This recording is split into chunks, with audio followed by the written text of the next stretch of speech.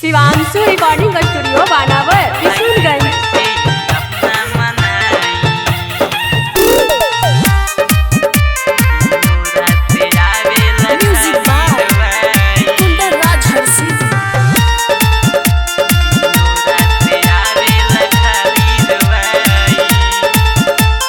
दिलवा के कैसे ही अपना मनाई, दिनों रात आवेला खाली दवाई।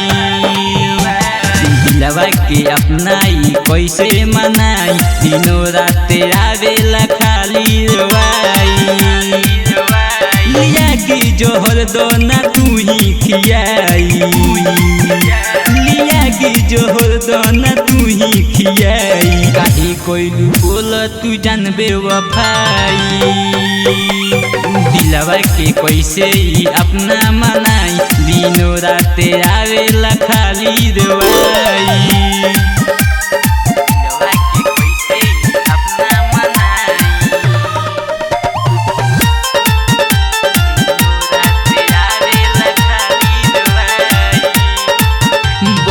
भइलू धोखा दिहलू, कामना जन्म के बदला तू लिहलू।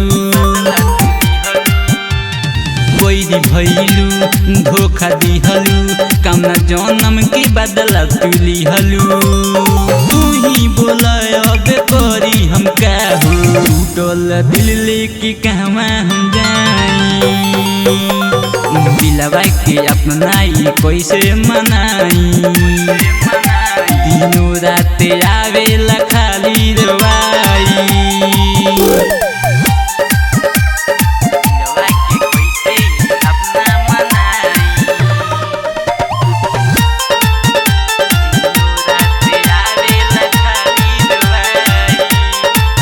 दिहली मारी सीनवा फारी, सहना पाइब जखम दिहलू भारी।